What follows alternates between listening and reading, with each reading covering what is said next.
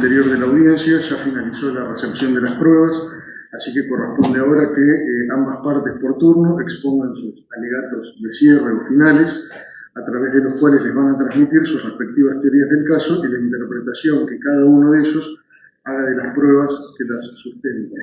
Así que, en primer término, tiene la palabra el Ministerio Público Fiscal. No sé, doctor Pedernera, si van a hacer uso de la palabra o no. Doctor, el diputado quiere decir unas palabras. El momento para la última palabra lo tengo previsto para luego haber finalizado el alegato de ambas partes, porque es el último momento inmediato a que el jurado luego reciba las instrucciones y se retire a deliberarse. Para ustedes está bien, lo dejamos. Sí, no, está perfecto. Bien. Bueno, adelante, doctor.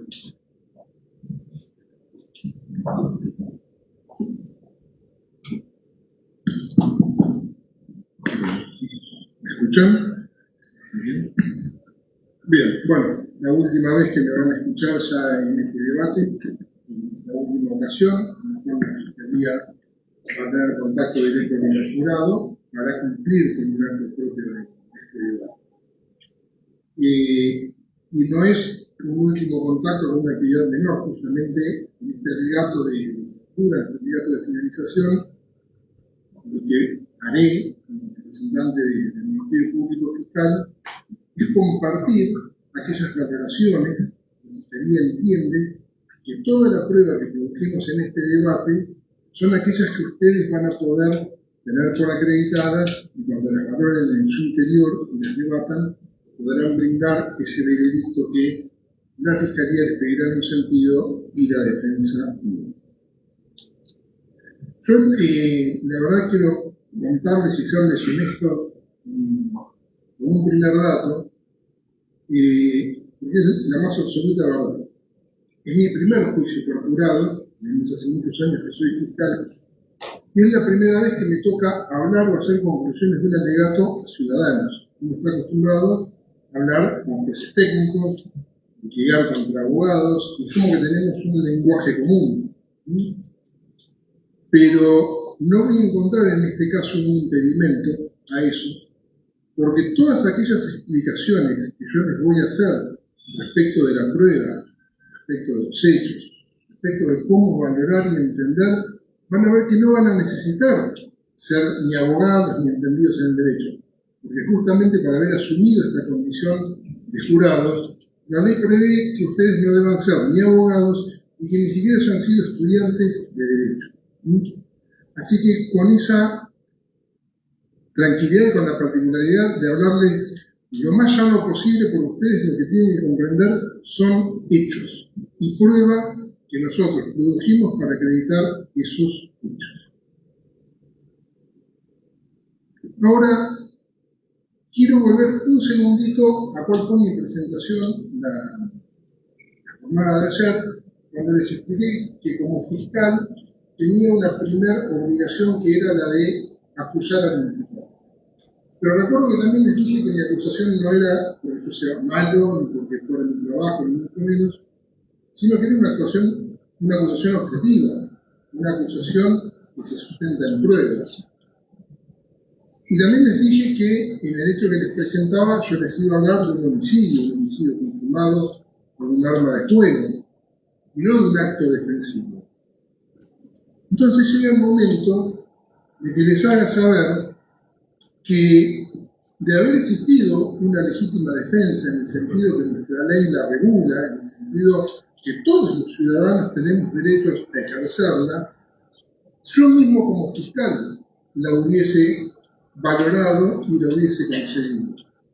Porque dentro de mi actuación objetiva la ley me obliga a entender que un sujeto se defendió y me brinda la autoridad y la competencia para no imputarla, para no acusarla. Sin embargo, en este caso, honrando esa objetividad y viendo que claramente estoy frente a un homicidio y no ante una legítima defensa, es donde voy a hacer el particular hincapié de explicarles las diferencias y el por qué sí y el por qué no. Y cuando ustedes me comprendan estas aclaraciones que les voy a hacer, van a empezar a entender claramente que mi acusación a Diego Pérez por haber matado a René Groves no es más que un acto de la más absoluta objetividad. Miren, la función que ustedes van a cumplir, una vez que finalicen estos alegatos y se retiren a deliberar y valorarán cuál fue nuestra actividad como fiscales y como defensores para traerles la prueba, brindárselas para que ustedes puedan apreciarla y valorarla, van a advertir lo siguiente. La legítima defensa es un permiso o un derecho que la ley nos da a todos los ciudadanos. Y es el derecho, todos sabemos que no existe la justicia por mano propia. Vivimos en una sociedad civilizada, donde la razón y la ley suplen la violencia física. Cuando tenemos un problema, acudimos al Estado, la policía, la justicia, etc.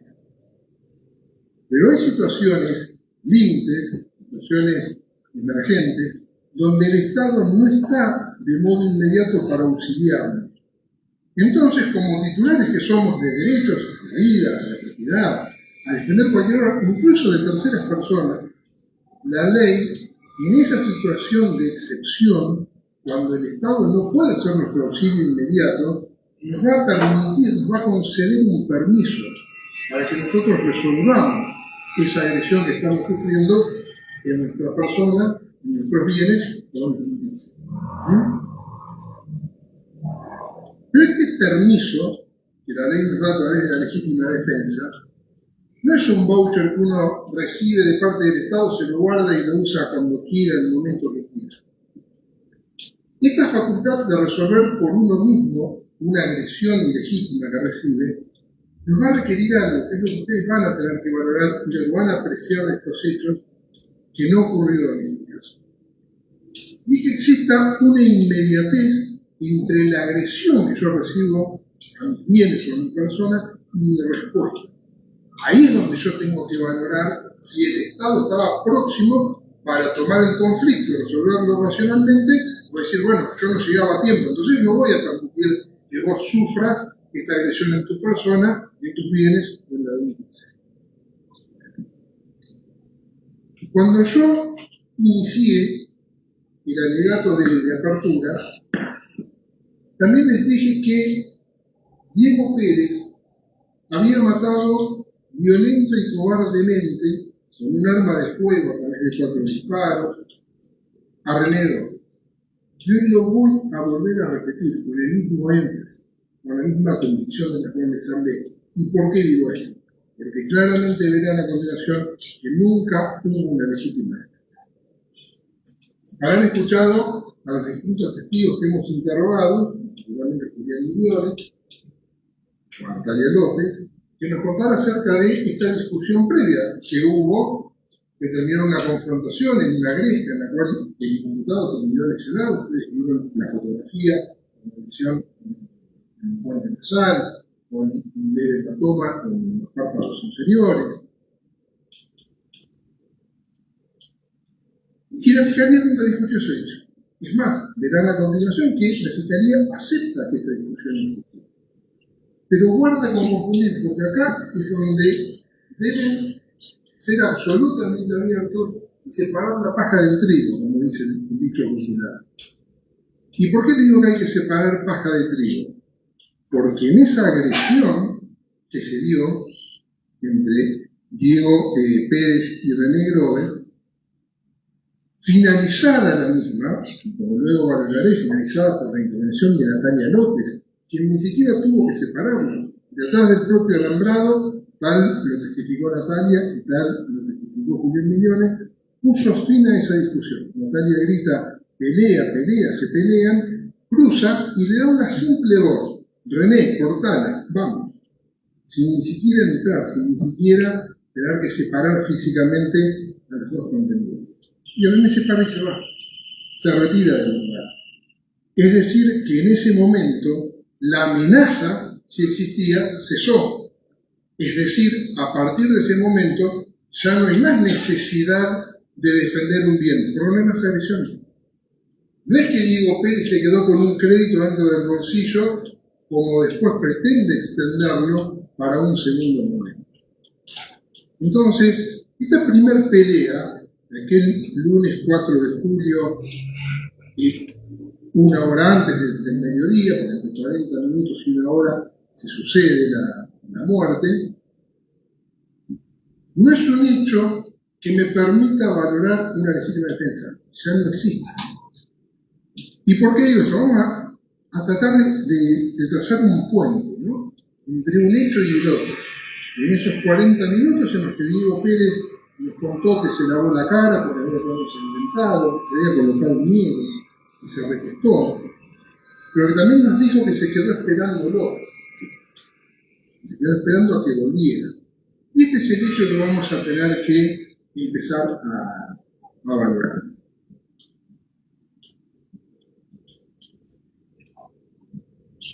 Yo voy a apelar a un recuerdo que nos es común a todos. Cuando uno comenzó a crecer, o quienes hoy tenemos la responsabilidad de ser padres de hijos jóvenes o adolescentes, creo que todos recibimos una excepción o un consejo. Cuando uno empezaba a interactuar con la vida, a salir, ¿qué nos decían nuestros padres o qué le decimos a nuestros hijos? No te metas en problemas. Y el segundo consejo inmediatamente asociado era: si tenés un problema, evitalo. Si tenés un problema, busca ayuda. ¿Se entiende? Eso es una pauta normal y transversal a todos. Nadie quedó ajeno a ello. Y así funciona la sociedad y así funciona la ley. Cuando los ciudadanos tenemos un conflicto, cuando tenemos un problema, acudimos como tal en busca de una ayuda. Eso en derecho penal lo llamamos evitabilidad. Y nosotros no solo tenemos derechos como ciudadanos, también tenemos obligaciones respecto a la ley. Yo tengo derecho a defenderme legítimamente frente a una agresión que vaya a afectar mis bienes, mi persona o la de un tercero. Pero también yo tengo la obligación de resguardar la vigencia equilibrada de la paz social. Y si yo puedo evitar un conflicto, debo hacerlo. Y si yo debo buscar el auxilio frente a un eventual conflicto, también debo hacerlo. Entonces, cuando uno empieza a ver esta cuestión, es donde vamos a empezar a valorar y a demostrar, con la prueba producida, reitero una vez más, que Diego Pérez nunca se defendió. Diego Pérez mató intencional y dolorosamente, violenta y cobardemente con un arma de fuego a René Jurado. También, luego de haber planteado esta cuestión entre la inmediatez, entre la agresión y la defensa, que me hace esta primera parte de los hechos, nos vamos a dejar de lado, porque si hay un derecho ya se resolvió. Es más, el imputado Pérez no tuvo ningún reproche total por haberse transado en una lucha, porque resolvió un conflicto sin un auxilio inmediato del Estado. Eso se terminó. René se fue con su mujer y con su hija a su casa y él quedó en su domicilio. Punto y aparte. Pero Diego volvió. Y a partir de acá es donde vamos a empezar a valorar otras cuestiones que ahora van a ser introductorias y después voy a ensayarlas con ustedes. Porque entre la legítima defensa de la cual les estoy hablando y les estoy explicando que ya no había necesidad, porque no había esa inmediatez entre la agresión y la necesidad de defenderlo. Había terminado. Y el homicidio, existe una figura intermedia, ustedes también van a tener que valorar, que es lo que se llama exceso en la legítima defensa. Cuando alguien que tiene el derecho a defenderse se excede en el medio que utiliza para hacerlo, o en la intensidad, o en el grado. Entonces seguramente los defensores van a plantearles ese escenario, y van a decir: bueno, miren, si ustedes no consideran que esto es una legítima defensa, que sea un exceso. Y yo les voy a decir algo que es muy sencillo y por favor tenganlo en cuenta. Porque para que ustedes puedan valorar, y así se lo va a incluir en su momento el señor juez, para que ustedes puedan valorar si hubo o no exceso en la legítima defensa, lo primero que van a tener que preguntarse es si hubo legítima defensa. Porque nadie se puede exceder de lo que no tenía habilitado. Si yo no tengo habilitado en un estado de necesidad tener que defenderme de una agresión ilegítima, no puedo decir que me excedí. Es decir, que si ustedes quieren, bueno, como fueron 4 disparos, puedo entender que eso en sí es un exceso. No, eso fue un homicidio. Porque exceso nunca hubo, porque no había necesidad de defenderse. ¿Y saben por qué no había necesidad de defenderse? Porque no hubo razonabilidad en el medio empleado, por ejemplo. No hubo vitalidad. Vitalidad y razonabilidad que el imputado tuvo. Las voy a enumerar rápidamente. Lo vamos a valorar en concreto. En la mañana de hoy escucharon al hermano del imputado contar que esa misma mañana recibió, por ejemplo, un mensaje diciendo me quieren pegar. También escucharon en la jornada de ayer a Julio Chávez, quien dijo que la propia tarde del lunes Diego Pérez lo llamó para pedirle una tabla y a partir de ahí se dan cuestiones que vamos a ver. Es decir, que Diego Pérez esa mañana tenía un medio con el cual pedir auxilio. Ni un teléfono. Le escribió en el mismo momento de la lesión a su hermano y le escribió minutos después de sucedido todo, u horas después, a Julio Chávez. Y no lo hizo.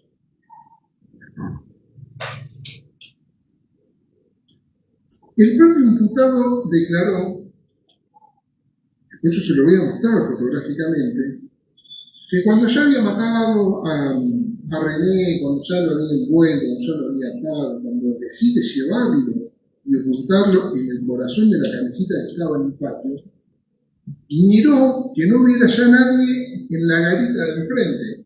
Y la doctora local le preguntó, ¿en la garita policial? Sí, en la garita policial.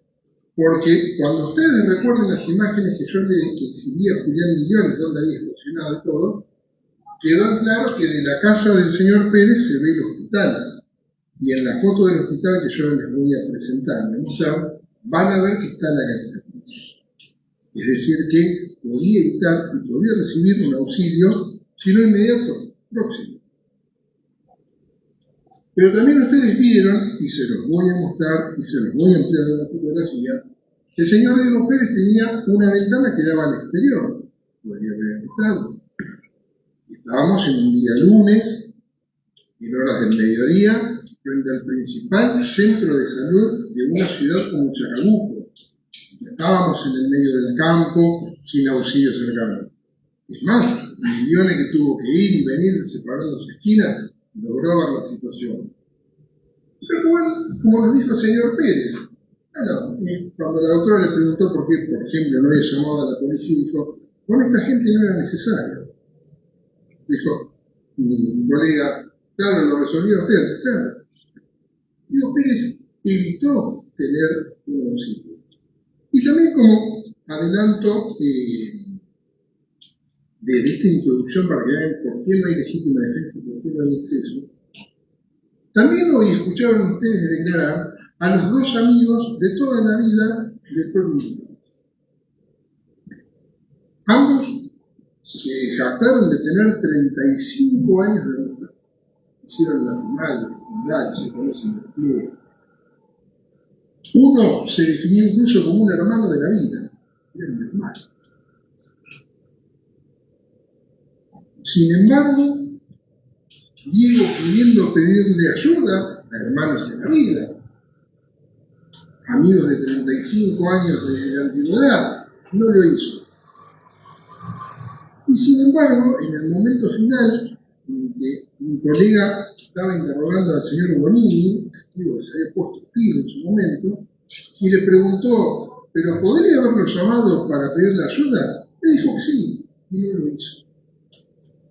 Porque Diego nunca quiso pedir ayuda. Diego ejecutó un plan, y ese plan fue matar a René Godoy. Acá no hay legítima defensa, mucho menos hay exceso, porque no puedo considerar, una vez más, que me excedí en aquello que no tenía que hacer. Se les pongo un ejemplo. A mí me gusta mucho comer helado. Yo no puedo excederme si no lo tengo. Me excedo si me ponen en condiciones como más de la cuenta. Si no tengo helado, no me puedo exceder. Y acá es exactamente igual. Diego Pérez nunca se excedió porque nunca estuvo en un supuesto de legítima defensa. Vamos ahora alentarnos, luego de haber hecho esta introducción entre lo que ustedes van a tener que decidir, plantearles qué es aquello que no van a poder probar, que es la legítima defensa y el exceso, voy a entrar de lleno en la prueba. Y en la prueba, si bien estoy forzado a recordarles, a traer la relación y a compartirles las valoraciones que uno hizo de cada uno de esos testimonios, tengo la tranquilidad que ustedes los escucharon, los vieron, pudieron tener frente a ustedes lo que nosotros llamamos inmediación, fueron inmediatos a la prueba. Y todos los testigos que la Fiscalía sentó en esa silla fueron, a excepción de Natalia, con el reparo que era la mujer, testigos totalmente objetivos y ajenos. Nadie conocía ni tenía ningún vínculo, ni con el imputado Pérez ni con la víctima René Gómez. El caso más claro fue el de Julián Migliore, un vecino de Chacabuco, un joven que había llevado a su mujer a una atención médica en el hospital. Contó que era un día de frío, que habían bajado a hacer una atención primero sobre la avenida Garay, luego tuvieron que ir hacia la guardia de calle Alfonsín, que había estacionado incluso de la mano del hospital, y que de allí logró ver la casa por habitación o por el ambiente, como quieran denominar, donde vivía Diego, perdón. ¿Y qué observó? Que una persona cruzó caminando, canchero, define la cabeza canchera, poniendo los brazos,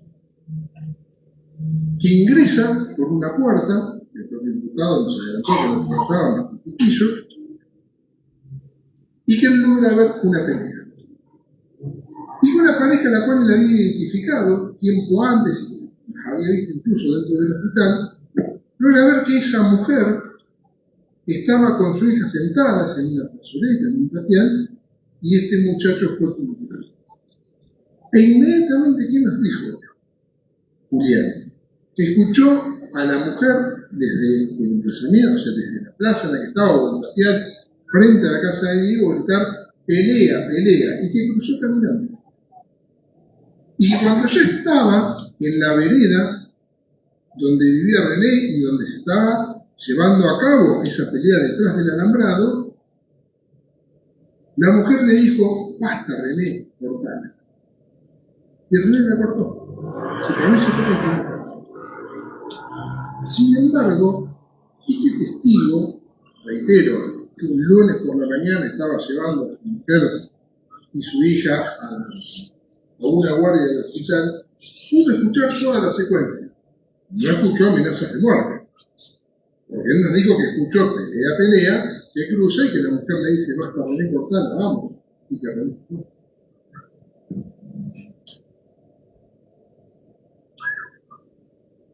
René se va, queda vivo en su vivienda, y a partir de ahí, Julián nos cuenta que cuando vuelve su mujer, tuvieron que ir a hacer autorizar un trámite, que volvieron y que a la vuelta se estaciona sobre calle Sprinter, o sea, en la intersección donde seguía viviendo el señor Diego Pérez. Y que había pasado aproximadamente una hora entre una y otra. Ahora, ¿qué nos cuenta en ese momento? Ya mirándolo por el espejo retrovisor, advierte que esta misma persona, la que había visto, la reconoce esta vez por el camperón y por la misma forma de caminar que tenía, vuelve al inmueble e ingresa. Y cuando ingresa ve que toma algo en su mano. No puede definirlo ni por el caso, por estar observándolo a través de un espejo retrovisor. Y esa piedra la podía tener en una mano, porque él en todo momento, perdón, digo piedra, no pudo decirlo en testigo. Ese objeto que tendría lo define como algo que podía tener en una mano y que no nos puede decir si llegó a arrojarlo o no. Y también vio que lanzó una especie de patada y que luego de esto lo pierde de vista y que escucha inmediatamente 3 detonaciones. Después dijo 4, pero primero dijo 3. 3 estampidas, 3 ruidos, como de armas de fuego. Y yo me pregunto lo siguiente.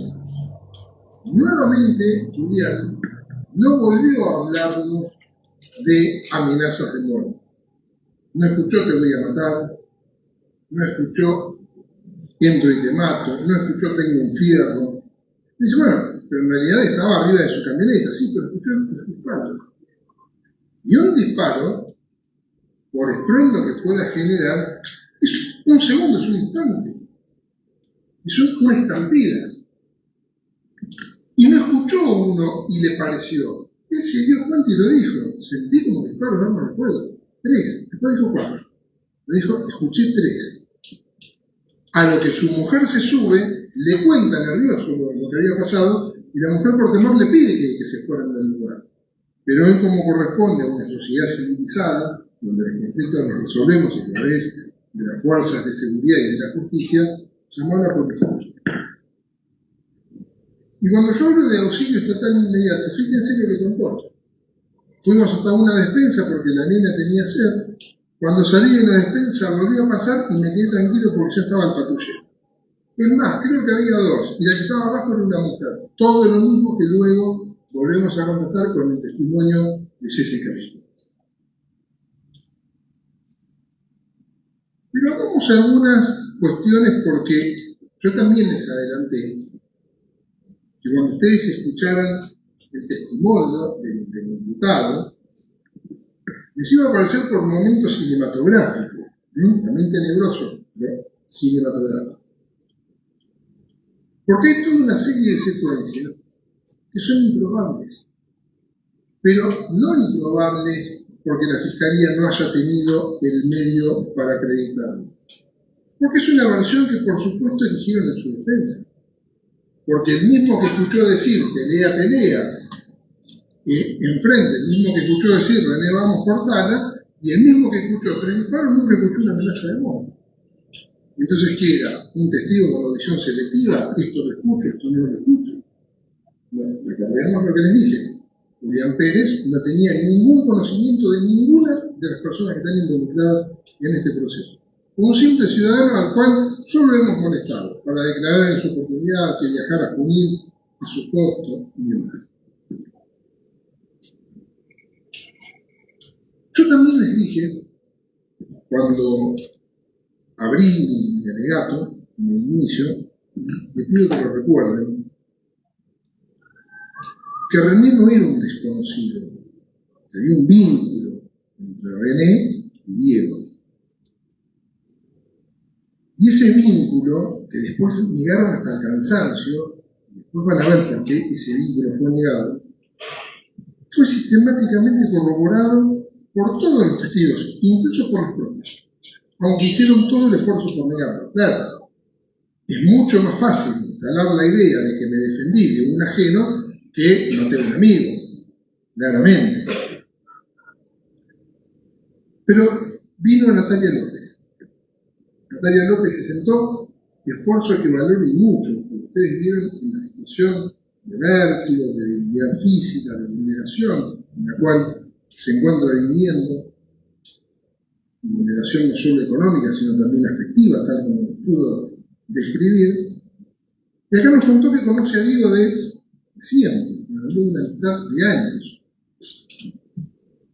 Pero también nos contó que tenía una relación de pareja, o es muerto en manos de Diego Pérez, de René Grobo.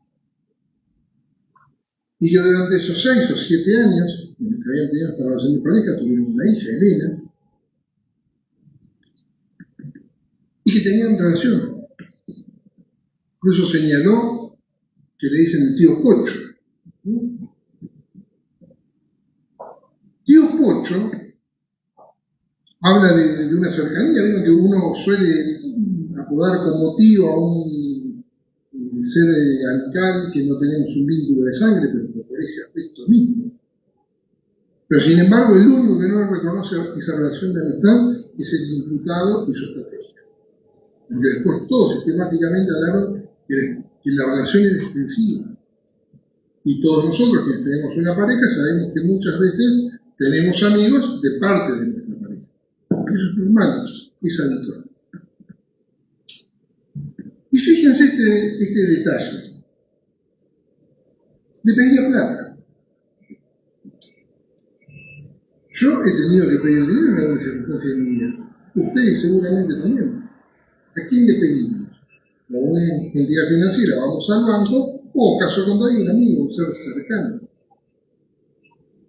Y esta cercanía, esta amistad, no solo se trasluce en el tono afectivo con el cual mi hijo trata a una persona. Porque supongamos que yo no sea amigo, que yo tenga incluso una cuestión de celos en lo que no quiero que esta persona sea amiga de mi mujer. Voy a permitir que mi hija le diga tío. Voy a acudir a él cuando él me solicita a prestarle dinero. Lo que no exime es que no haya una diferencia y que haya terminado en la gresca que nunca la Fiscalía discutió, que fue inicial y que de ninguna manera puede ser el puente para establecer una legítima defensa. Pero aún más, Diego Pérez mató a René Groves un lunes al mediodía. El sábado a la noche, Diego Pérez había estado cenando en la casa de René Groves y de Natalia López, festejando el cumpleaños de Natalia.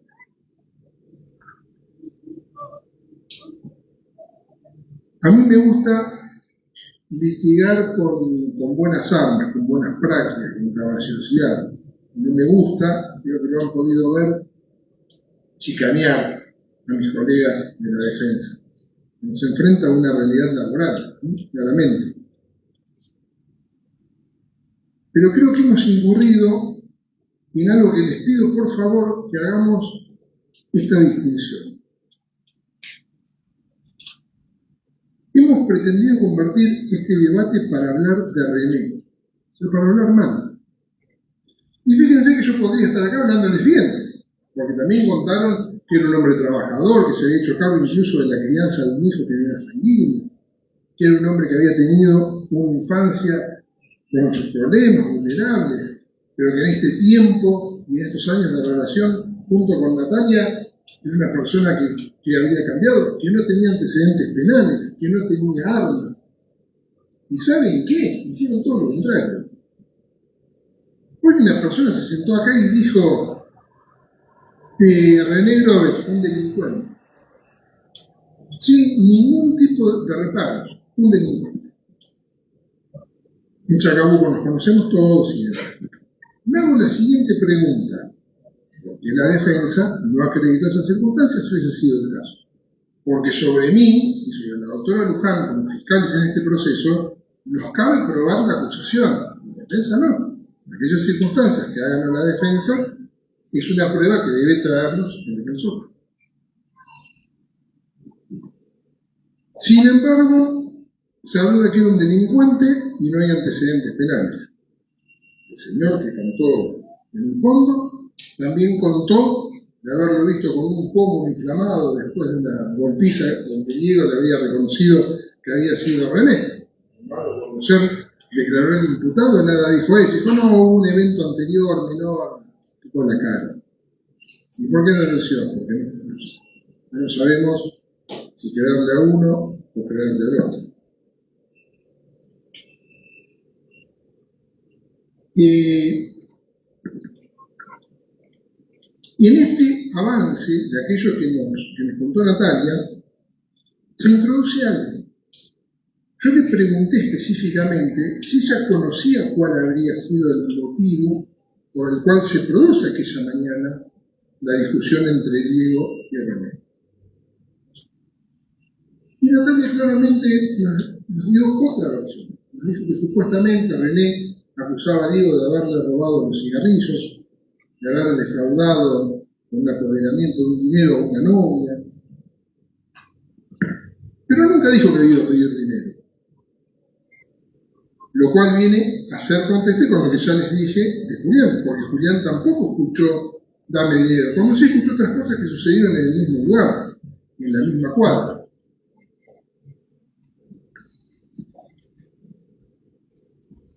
Luego Natalia nos contó que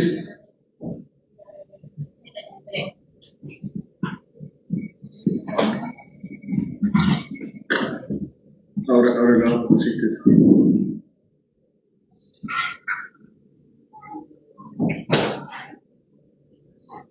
le vamos a pedir, señora, a la compañera para que se ven, cuidado.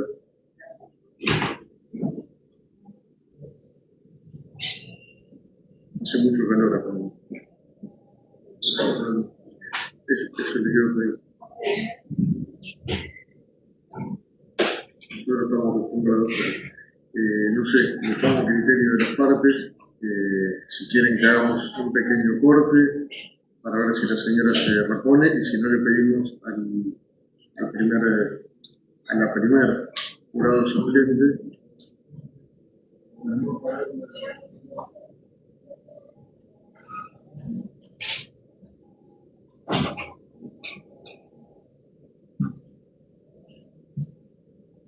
Para no importar tampoco la espontaneidad de la situación. Claro, por eso. Precisamente el jurado suplente está para eso. Bueno, tendríamos que ver en la lista. ¿Qué info?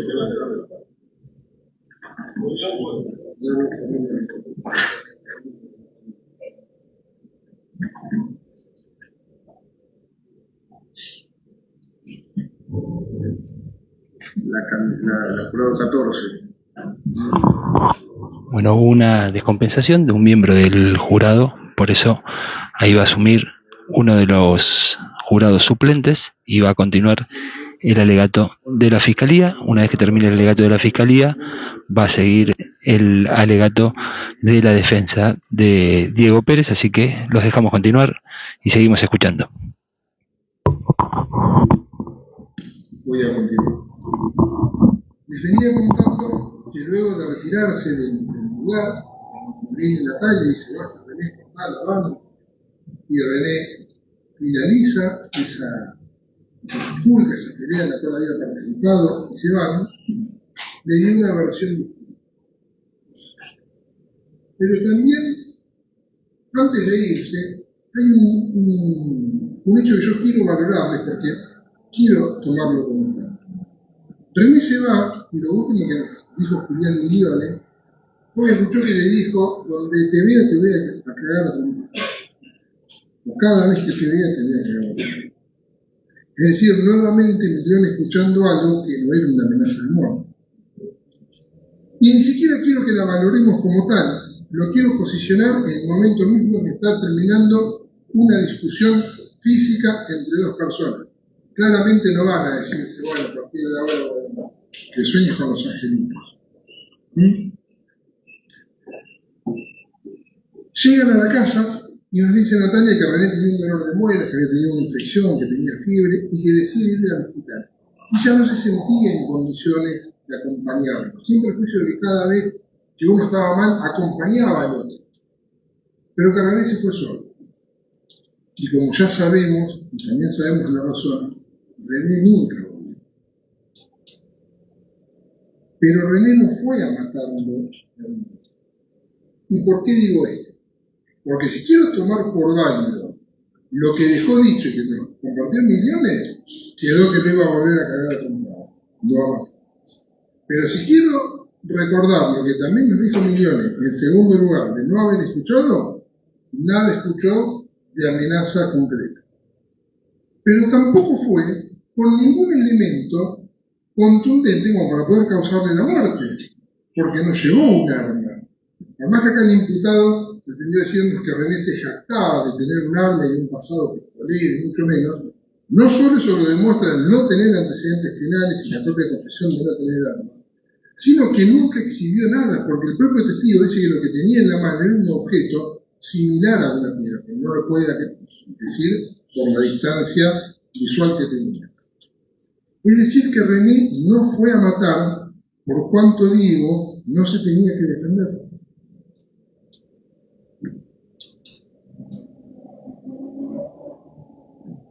Luego de que Diego sorprende, y vamos a valorar esa circunstancia en la cual dispara sobre René y lo mata, el llamado telefónico a la policía que hace Julián permite que llegue un primer patrullero en el cual arribó Jessica Viscotti. El Viscotti decía que impedida por un tema de salud, colaboró a través de una videoconferencia. Jessica nos dijo que esa mañana había tomado el servicio a las 8 de la mañana, estaba arriba de un móvil, y recibe un llamado al 911 alertando una pelea en la vía pública, que va al lugar. Y que cuando llega va a la casa de Alfonsín 218, donde vivía el imputado. Que lo entrevista, también nos dijo conocerlo, lo conocía como el petrolero del pueblo. Y lo ve golpeado.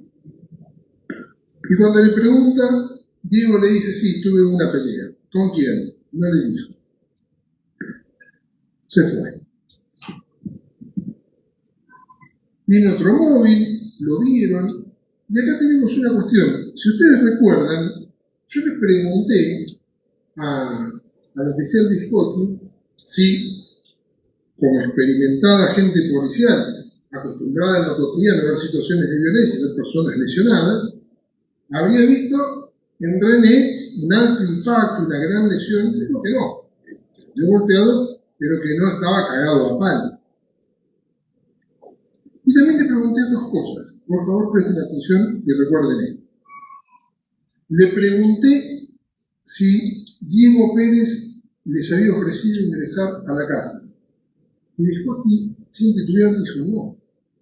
En franca contradicción con lo que el diputado pretendió sostener en todo momento, que cada policía que iba lo invitaba gentilmente a ingresar a su casa. Pero también le pregunté a Jessica si el hermano o un familiar o alguien había llegado al lugar. Y también categóricamente respondió que no.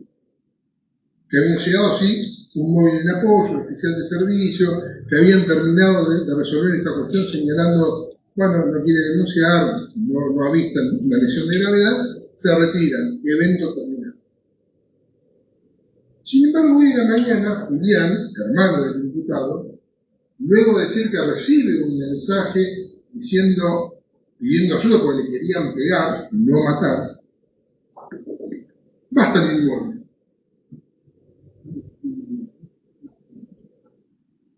Basta el inmueble donde vivía Miguel.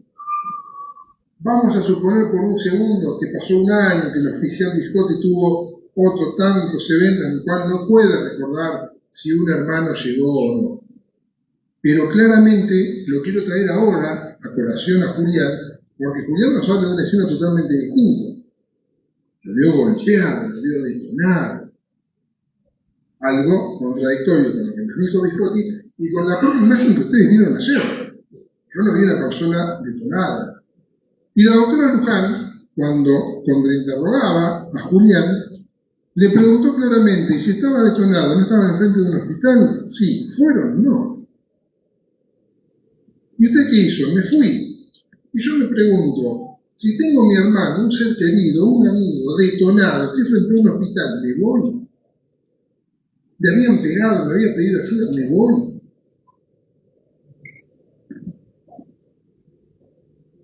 En ese momento en el cual estamos, piensen que René Groves hacía tan solo 10 minutos que estaba muerto. Y el imputado, Diego Pérez, ya mentía. No sabía quién había pegado, se habían ido, no quería denunciar, ya estaba mintiendo. Y acto seguido, muy al contrario, luego valoraré las apreciaciones que esta mañana hizo el psicólogo Raffaeli, que nos habló de una persona con culpa, con sentimiento de mortificación, contrario, y esto mismo aportado por el imputado, se fue a comprar una cervecita. Y la cervecita no fue, como le dijo a la doctora, a preguntas de la doctora Luján, cuando había ido a comprar, no fue por esto que había pasado, fue porque siempre fue. Yo seguí con mi vida. Se fue a tomar una cervecita, volvió, se acostó. Pero ahí mismo, y para que vean que de nada se defendió, que nunca tuvo culpa y que nunca tuvo mortificación, llamó por teléfono a un conocido, no le digamos amigo, pero un empleado, que es Julio Chávez. ¿Y recuerdan que le pidió Julio Chávez? Una pala. Le pidió una pala.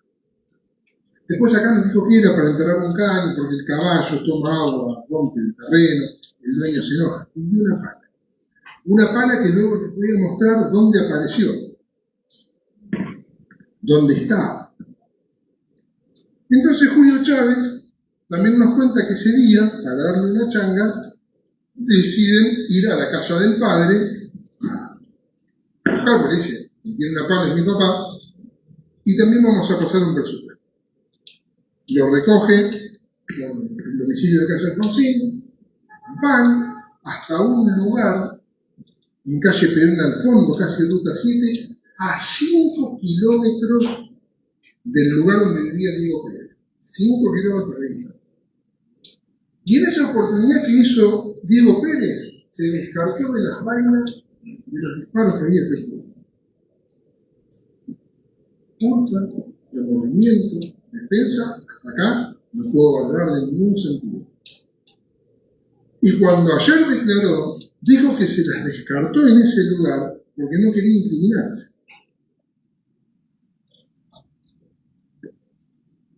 Vuelven con Chávez en el auto, pasan por la casa del papá de Chávez, recogen la pala, lo dejan en su casa y también le piden una masa.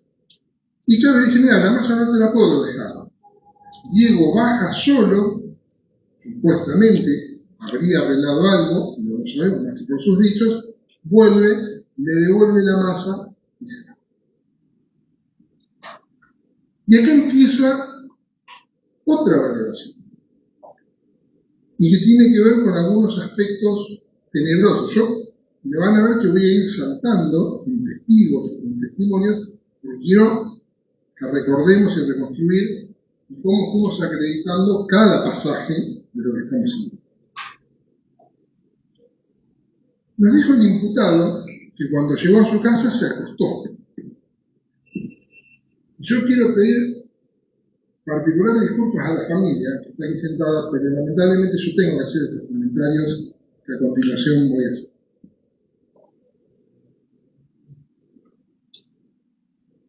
Se acostó, se tomó la cervecita y el cuerpo de la niña estaba ahí. Luego volvió la policía, pero también se sentía mal porque daba olor a sangre. Entonces lo desvistió y para que no quede desnudo lo envolvió en una cruzada, le puso un buzo en la cabeza, lo ató y lo dejó ahí. ¿Y por qué lo dejó ahí? Porque estaba esperando que no hubiera nadie en la garita de enfrente, en la garita donde está la policía, o en la garita policial al menos.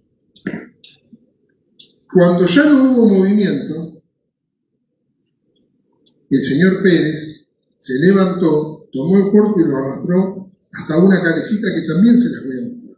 Está en el interior una calecita abandonada, un carrusel, en el cual en el corazón, en el centro, abrió una puerta y dejó allí el cuerpo de Aurelio Pérez. ¿Y saben qué van a ver dentro de esa calecita? En la imagen que ya mismo les voy a exhibir.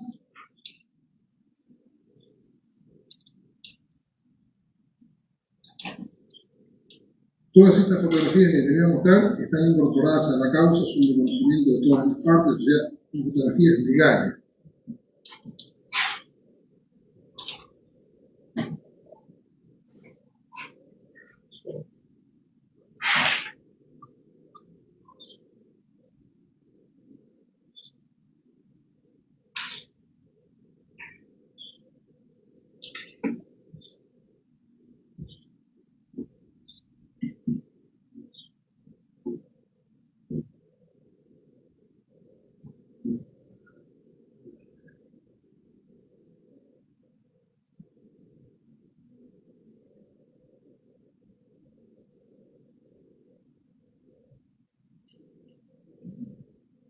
Bueno, yo mientras tanto contenido voy buscando el pendrive que le voy a buscar.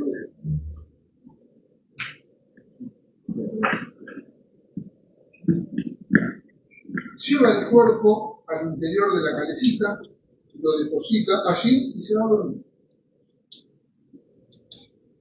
va a dormir, duerme sin absoluta culpa, porque él, tal como le dijo en reiteradas oportunidades a la doctora Luján, sigue siendo fluido.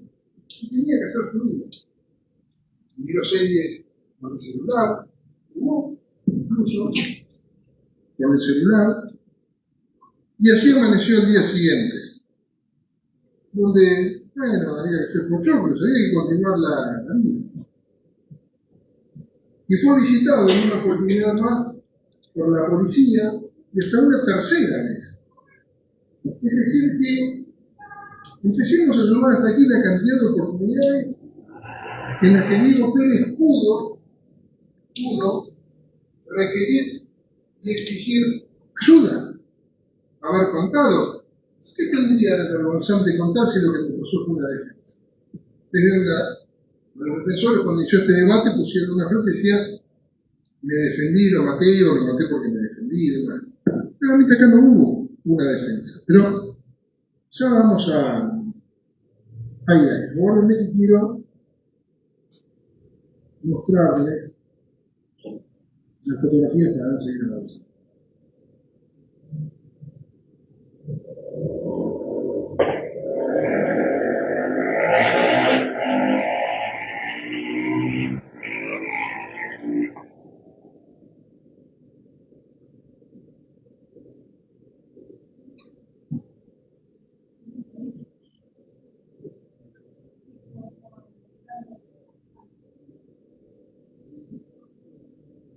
Funcionaba todo, puesto que no puede escuchar ningún otro computador.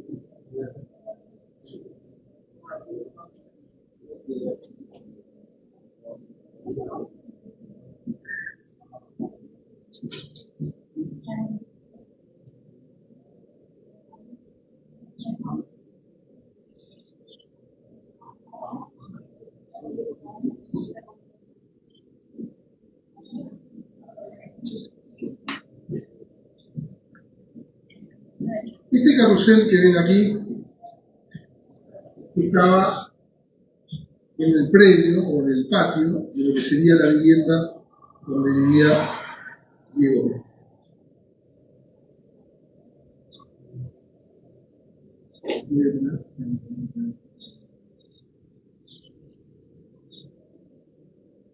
Aquí hay una foto más cercana.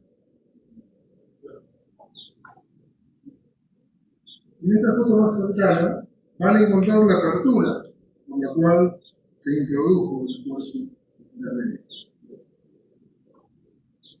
Aquí la van a ver más cercana.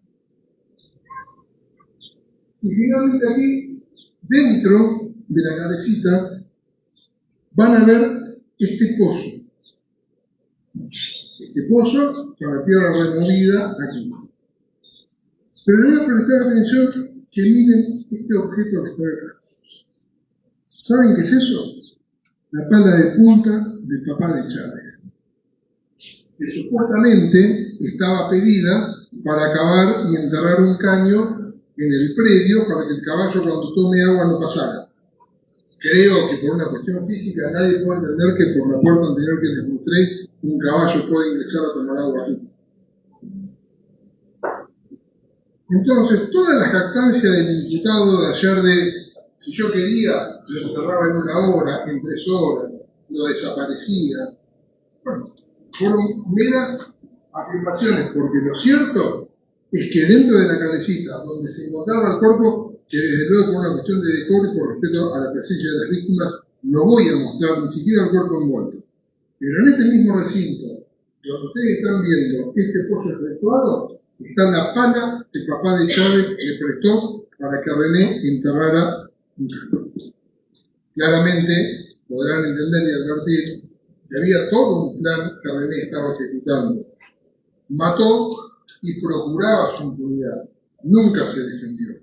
Reitero, cualquiera de nosotros como ciudadanos, ante la amenaza a un bien afectado, tenemos el derecho. Pero creo que uno, por lógica, buscaría una ayuda, saldría a contarlo, me defendí, me pasó, puedo explicarlo. Sin embargo, todo lo que aquí sucedió no apunta a ello, en absoluto.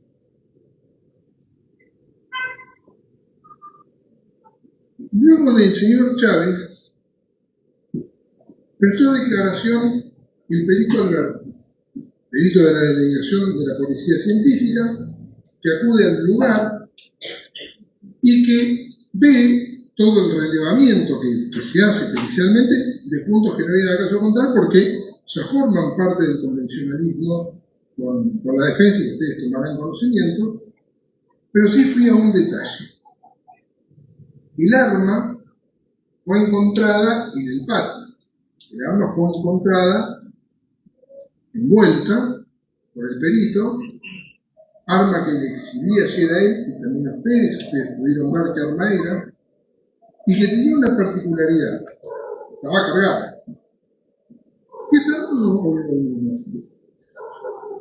Esta particularidad de que el arma esté cargada nos cuenta dos cosas. La primera, y tal como nos informó Alberti, para descargar un revólver hay que accionar un mecanismo y extraer las balas. Y luego volver a reponer una por una.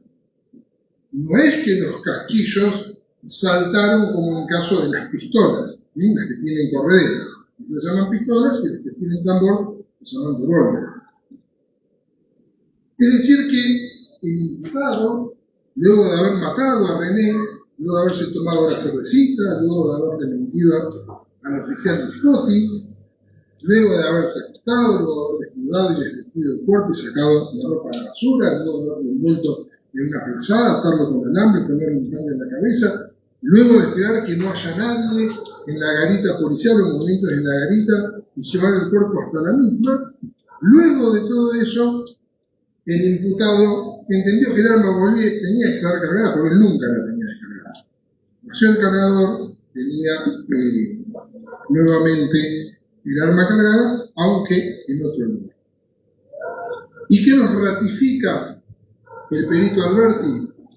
Que estos casquillos que alguien los tuvo que sacar, los encontró y los secuestró el día 7, que fue el día del hallazgo, a 5 kilómetros de distancia. Es decir que nuevamente podemos entender que René Pérez, que Diego Pérez no se había defendido.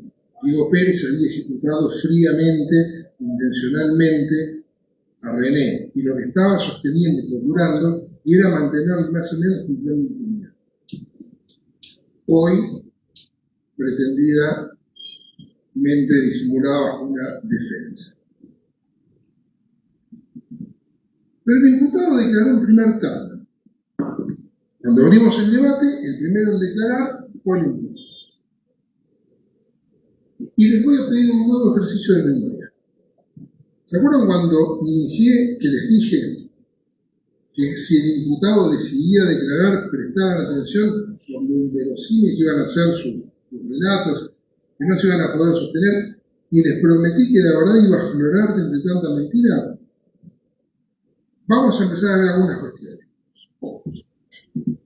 Cuando mi colega Paola comenzó a contrainterrogarlo, el imputado, lo primero que le preguntó, y esto no es inocente claramente, le dijo: usted declaró en la primera oportunidad de la fiscalía y se negó a hacerlo, pero luego decidió hacerlo y lo hizo tiempo más tarde. Y se le dijeron las fechas. Usted fue aprendido el 6 de julio, se llevaron preso, y se le recibió declaración el 7. Y usted se negó a declarar. Aclaro que los imputados por protección constitucional, no están obligados a declarar, y ese silencio que guardan nunca puede ser valorado en contra del propio imputado. El imputado tiene derecho a guardar silencio, que no quede como un avasallamiento de mi parte de ese derecho porque lo tiene. El imputado decidió no declarar, no brindar ninguna versión, dárselo permite la Constitución. Después nos quiso decir que la Fiscalía cerraba, miren, yo tengo 15 años de Ministerio Público y hemos indagado personas, todas las fiscalías sin excepción, en horas de la madrugada, del sábado, domingo. Las fiscalías no cierran, las fiscalías están de turno, las fiscalías indagan a la hora que hay que indagar. Y ningún abogado defensor permitiría que no sea escuchado un imputado porque la fiscalía tiene que cerrar. Eso, señores del jurado, no existe, eso no es posible. Pero voy a dar una licencia. Esto que les digo que es imposible que existan, vamos a suponer que en este único y excepcional caso pasó. Que le cerraron la fiscalía y no lo dejaron hablar. Hubiese sido el 8, hubiese sido el 9, el 10, el 15. No, fue 35 días más tarde. ¿Está mal que lo hagan? No, claro, podría haber llegado a este debate sin declarar. Podría no haber declarado incluso en este debate. Pero él pide declarar 35 días más tarde. Por una cuestión. Ya toda la prueba, la mayoría de la prueba que ustedes escucharon acá, el fiscal que llevó adelante la investigación, el fiscal de Chacabuco, cuando fui yo, ya estaba toda recopilada. Entonces la estrategia que hoy se presenta como una estrategia de legítima defensa se estructura previo estudio de la prueba ya incorporada. Entonces puede trabajar casi sobre un terreno conocido. Entonces ahora es donde empezamos a entender que todas estas cuestiones que uno introduce encaja como una pieza absoluta. Claro, porque la prueba estaba. Porque si esta declaración hubiese sido previo a tomar todo este conocimiento, les aseguro que el relato cinematográfico que ustedes escucharon aquí seguramente no existe. Pero sin embargo, de las propias declaraciones del imputado, de las propias declaraciones de Diego Pérez, ustedes van a lograr inferir, sin dudas y con total certeza, que nunca se defendió. Y ahora voy a volver a algunos conceptos iniciales. ¿Por qué nunca se defendió? Porque nunca evitó. ¿Podría haber evitado? Sí, con innumerables oportunidades. Escuchen. En la segunda vuelta de René al domicilio, lo primero que tenía, un teléfono. Llamó quien debía llamar, que decía al orden público, a la policía. No. Llamó al hermano y le escribió, me quieren pegar, no me quieren. Segundo, Diego Pérez estuvo 10 minutos escuchando el silencio exterior donde René, tal nos contó Julián Miñones, había ido hasta una comunidad cercana y luego reunió. Y acá es aplicable esta regla de conducta que les digo, de evitar. Uno puede evitar y debe evitar. Porque no andamos con un permiso legal para matar en los presentes casos. Es una excepción esta habilitación del Estado a resolver el conflicto de este modo. No lo evita. Pero estaba el señor Pérez en una situación absolutamente infortunio, estaba en el medio del campo, estaba desolado, era de madrugada. No, eran las 12 del mediodía. Estaba en una avenida de doble mano, con un bulevar, frente al principal centro de salud, frente a una garita policial. Podría haber gritado auxilio, gritado, no más. Ya no suelo haber llamado. ¿Y saben por qué? Porque no vaya a hacer cosas que pensemos no tenía saldo. Bueno, miren, un llamado al 911 no requiere de saldo. No hay ninguna excepción a admitir que el imputado no se haya querido comunicar con el exterior para evitar lo que debía evitar, que era llegar a un resultado más legítimo. ¿Podría haber evitado? Sí. Había una ventana que daba al exterior. También les voy a mostrar la foto de la ventana. Van a ver que las ventanas tienen sus correctos manillares. Podría haberla abierto, podría haberle pegado una patada a la celosía y saltar al exterior. Es un hombre joven. Sin embargo, Diego se quedó. Diego se quedó adentro, sabiendo que tenía un arma. y también sabiendo que su amigo René no tenía armas, por más que ahora en este debate nos pretenda decir que, no, miren, ¿saben qué? René era un pistolero que se jactaba de tener un fierro. No lo tenía, no lo tuvo.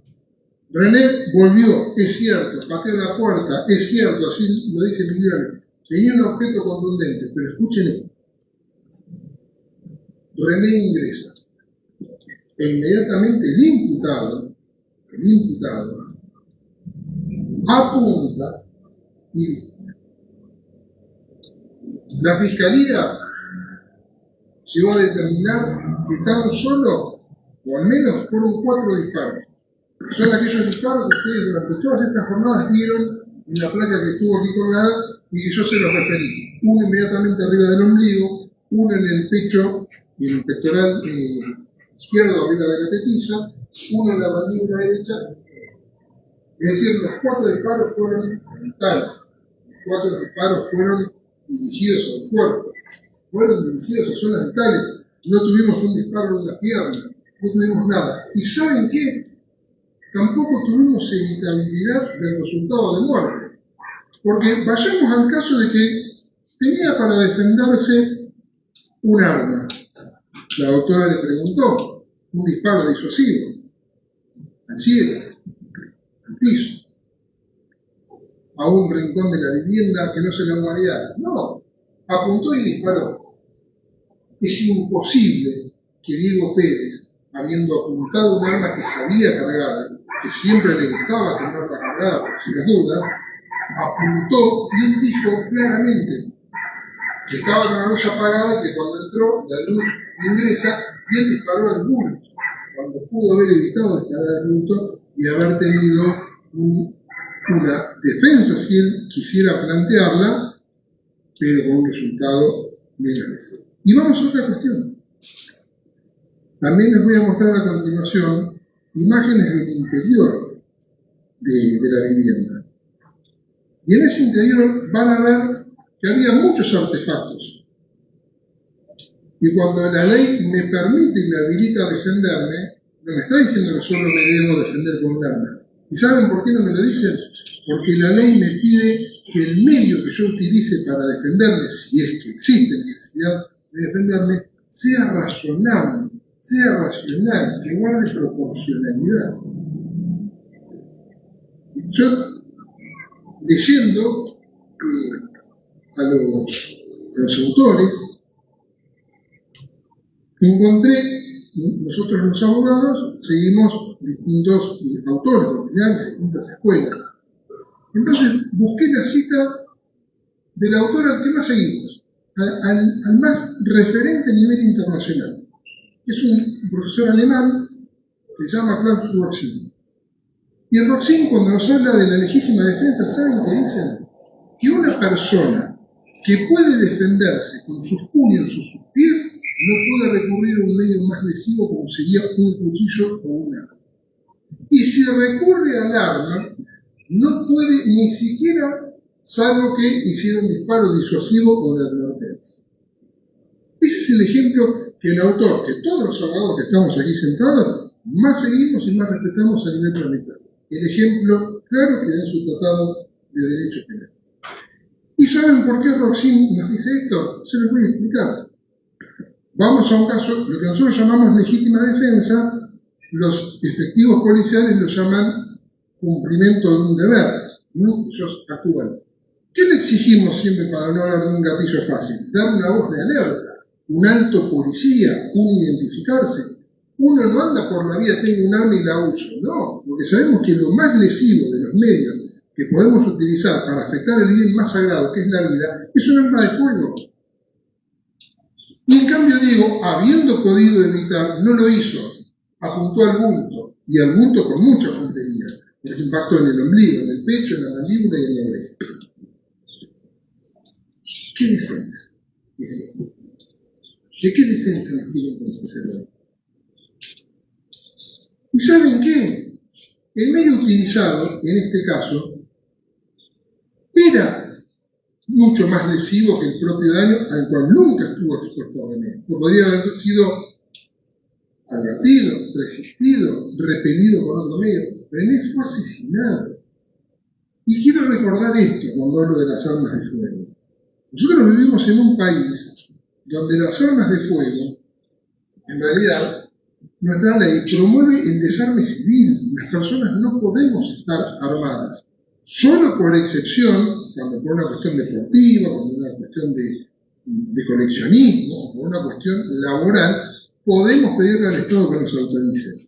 ¿Y por qué el Estado tiene esta postura cerrada y que promueve el desarme civil? Para evitar este tipo de resoluciones de conflictos por medios masivos.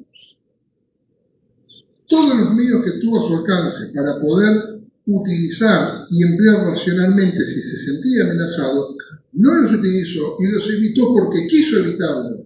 Porque si él sabía que René volvía como se lo había prometido, y Diego Pérez mismo dijo que se había quedado en la casa esperándolo, también sabía que dentro de esa casa estaba el arma y el arma estaba cargada y en condiciones de disparar. Y cuando la puerta se abrió, disparó el bulto, al menos 4 veces, impactó y lo mató. ¿De qué defensa nos quieren hablar hoy? Sigo. Fíjense, y acá viene, o retomo, mejor dicho, el testimonio de Chávez. Él llamó a Chávez telefónicamente para pedirle que una pala no trabaja.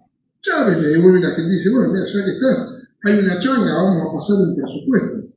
Y aprovecha ese viaje no solo para ir a buscar el instrumento con el cual pretendía perfeccionar su plan de impunidad posterior, sino que también lo utilizó para descartarse de un elemento que él mismo reconoció que le iba a incriminar y desde luego que le iba a incriminar.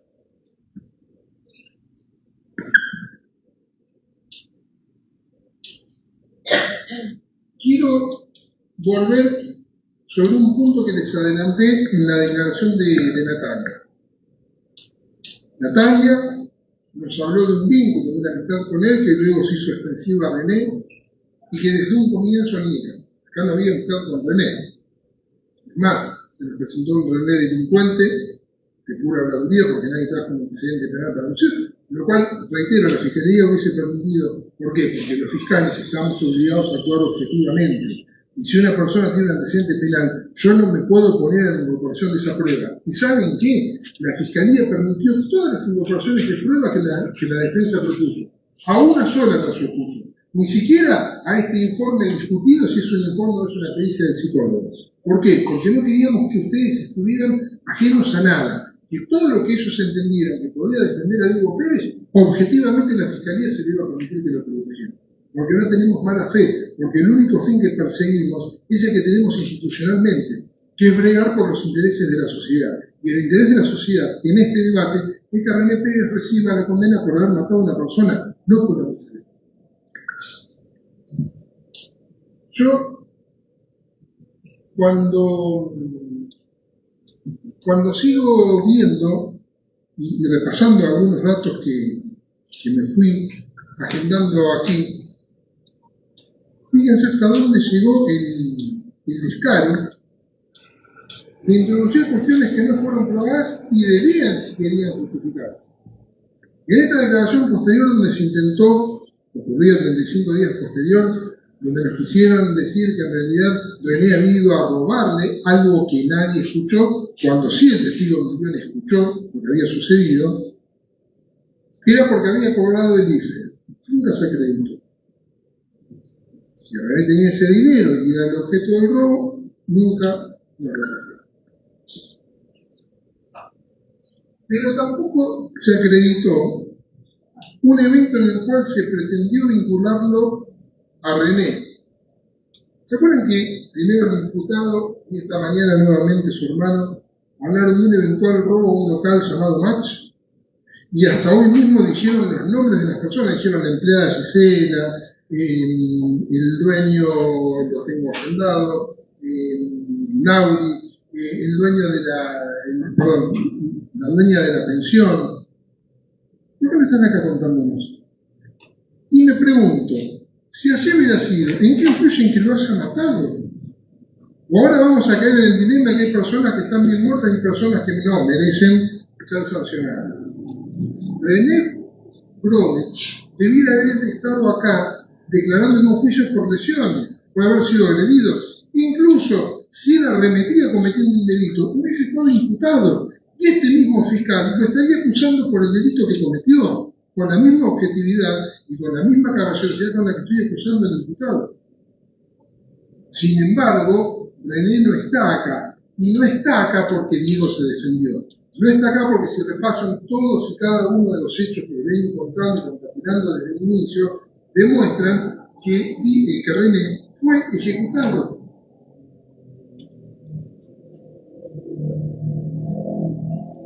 Luego, en la jornada de hoy, vinieron los testigos de la defensa. Vieron que el juicio se dividió en dos. Ayer la fiscalía trajo los testigos de la acusación y hoy los testigos de la defensa. Testigos que, claro, van a tener una subjetividad y no la voy a cuestionar. ¿Cómo voy a cuestionar al hermano? ¿Qué es el hermano? ¿Cómo voy a cuestionar a los amigos y hermanos de la vida? ¿Cómo voy a cuestionar al propio profesional psicólogo que fue contratado por esa parte? Yo desde ese punto no los quiero invalidar. Lo que sí quiero que tengamos en cuenta es esto. Vamos a tomar esos testimonios para.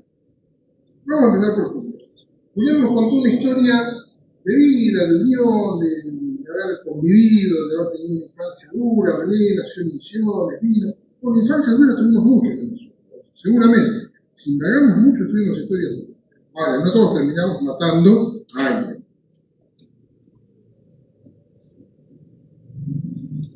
Julián nos reconoce que ese día su hermano le escribió pidiéndole ayuda porque le querían pegar. Vuelvo una vez más, no lo querían matar. A todo evento le querían pegar. Julián dijo que fue y se da este evento donde dice haber estado con un policía, que el policía, bueno, Paul no recuerda haberlo visto, no lo vio. Se quedó con su hermano hasta minutos antes de que fuera por la cervecita. Y los dos amigos, Bonini y Lescano. Amigos de 35 años, nuevamente sobre esto me quiero quedar. Miren, yo me agendé acá una cuestión en concreto. Bonini comenzó señalando que no había ningún tipo de relación, abonando la teoría que nos quieren instalar, que entre René y Diego eran dos simples desconocidos, casi enemigos, cuando todo el mundo viene y objetivamente señala. Sin embargo, cuando mi colega tomó el interrogatorio, y ustedes lo vieron, y empezó a refrescar lo que ya había declarado, Bonini había dicho ante una fiscalía en Chacabuco todo lo contrario. Justamente que Diego jamás le había contado haber tenido problemas con René, que iba siempre a la casa. Incluso el propio Bonini dijo, si vos tenés problemas con alguien, no vas seguido a la casa. Obvio. Pero hoy eso está forzado para demostrar que en realidad se defendió de un desconocido. Y no era un desconocido.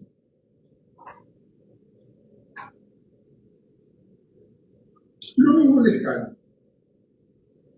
Lescano llegó a hablar mal del imputado, de la víctima, perdón, habló mal de René, un mal concepto. Y cuando le preguntamos por él, también era condenado por una tentativa de homicidio. O sea, ¿quién se está acusando a quién? ¿A dónde queremos llegar con esto?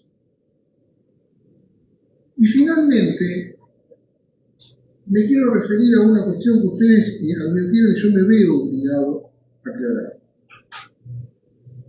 El profesional de la psicología que compareció esta mañana, Fernando Rafaeli, fue, como se acreditó, contratado por la defensa para hacer un informe al respecto del imputado. ¿Eso está mal? No, no está mal. Lo que eso no es una pericia, y fue el punto que se discutió con la doctora. Y por eso ustedes cuando vieron ese enfrentamiento no lo pudieron discernir y yo me veo obligados a aclararse. Miren, una pericia es un dictamen profesional que alguien que tiene un conocimiento de una ciencia en la cual los abogados, los fiscales, los jueces no tenemos y nos tienen que brindar. Un médico, un psicólogo, un bioquímico, un ingeniero, un arquitecto. Pero para que sea un acto pericial y tenga esa función vinculante en materia penal, el perito debe ser oficial, es decir, estatal. Las partes pueden poner sus peritos propios para que controlen a ese profesional a quien el Estado le da la responsabilidad de informar con objetividad a los jueces, a los fiscales, a los defensores. Pero para que tengamos una pericia, la debe hacer un agente estatal. La defensa podría haber designado al señor Raffaelli con total legitimidad para que controle ese perito oficial en sus conclusiones, para que surgiera puntos, para que surgiera práctica, pero no para introducir un informe que lo introdujo con conocimientos y conclusiones técnicas, pero no es una pericia. Y eso es lo que mi colega señaló y defendió. ¿Y saben también por qué no es una pericia? Porque una pericia no es un acto al garete, no es de pesca. Hay puntos que se piden. Una pericia tiende a demostrarnos o acreditarnos algo. Y esos puntos no están. Hay un informe que nos habla de la personalidad, bueno, eso es otra cuestión. Pero no es un informe pericial. Les pido esto porque se han incluido aspectos de cómo valorar los distintos testigos. Una de las pruebas que tienen que valorar es la prueba pericial. Pericial es lo que hizo Alberto, que es un agente público que hizo un secuestro, que reconoció un arma que no secuestró, que reconoció haber levantado los casquillos y que goza de la legitimidad pública para que ustedes no tengan dudas de que esa prueba es oficial. El resto es un dictamen. Pero, ¿saben qué voy a cuestionar del dictamen? Las conclusiones. Porque les voy a pedir después, hoy a la mañana, el último testigo, lo tienen que tener fresco. Las conclusiones, y tal pretendió observárselo en todo momento mi colega, fueron conjeturas, fueron subjetivas, yo creo. Y la última conclusión que hace en este debate es que cree que estaba en shock. ¿Y saben qué? En el informe que él mismo suscribe jamás concluyó que haya estado en shock. Concluye que no había una psicopatía. Concluye que tenía una personalidad ansiosa y depresiva. Pero no que está en shock. Entonces, esto que les estoy señalando es demostrar que no nos oponemos que un psicólogo venga y declare. Lo que nos oponemos, porque no lo es un acto pericial. Ya con esto finalizo, porque comprendo el cansancio y no es mi idea. Yo necesito terminar pidiéndoles algo. Pensé mucho qué les iba a decir para despedirlos, sinceramente. Y anoche, cuando creía el mensaje con el cual pretendía despedirlos, lo cambié por completo esta mañana.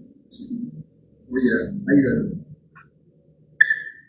Hay un pensador italiano, de principio del siglo pasado, que se llama Antonio Gramsci, que escribió un libro muy chiquitito, muy chiquitito. Y ese libro se llama Odio a los indiferentes. Cuando uno abre el libro de Gramsci, la primera frase que encuentra, la primera frase, página 1, dice: vivir es tomar partido. Vivir es tomar partido. Odio a los indiferentes. Yo quiero pedirles eso. Quiero pedirles que tomen partido. No por lo que les dijo el fiscal. No por lo que les vaya a decir la defensa. Ni siquiera por lo que concluye el imputado en su última palabra. Tomen partido por los hechos, que para lo que están llamados y convocados acá. Tomen partido por la verdad. Tomen partido por la independencia que les pedimos, por la soberanía que van a tener al momento de decidir. ¿Y saben qué? Tomen partido por la realización de justicia. Porque cuando nosotros les pedimos a ustedes un veredicto condenatorio, no solo le estamos pidiendo que el señor pague por lo que hizo. Porque una sentencia no es solamente aplicar una sanción y una condena cuando corresponde. Una sentencia es un mensaje a la sociedad toda. Nosotros, como ciudadanos, seguramente hemos participado en muchas mesas donde discutimos la frustración de un país impune, donde no hay mensajes, donde todo lo que llega es esto, es aquello. Yo les estoy pidiendo justicia, no venganza. Les estoy pidiendo que tomen partido por la verdad. Y la única verdad, a la luz de todo lo que les acabo de valorar, es que Diego Pérez ejecutó fríamente, violenta y cobardemente a René Guerrero. No hubo defensa, menos aún exceso. Y la toma de partido que les pido es para que ese mensaje llegue, que sea que aquel que cometió un delito cumple con una sanción. No podemos dar un mensaje de, bueno, mira, mataste, fuiste al tribunal, le llamamos a 12 vecinos, me defendí y me voy a mi casa. No. Acá alguien mató, yo no tengo nada en contra del señor Pérez. Lo saludé cuando llegué, lo saludaré cuando me despida. En una visita que me toca hacer en un establecimiento penitenciario, como es habitual, si lo incluso charlaré con él. Yo no soy un enemigo ni de Pérez ni de ellos. Ni siquiera soy el abogado de las víctimas. Soy el representante de los intereses de la sociedad. Y como ese representante de los intereses de la sociedad, que soy como fiscal, les pido este mensaje.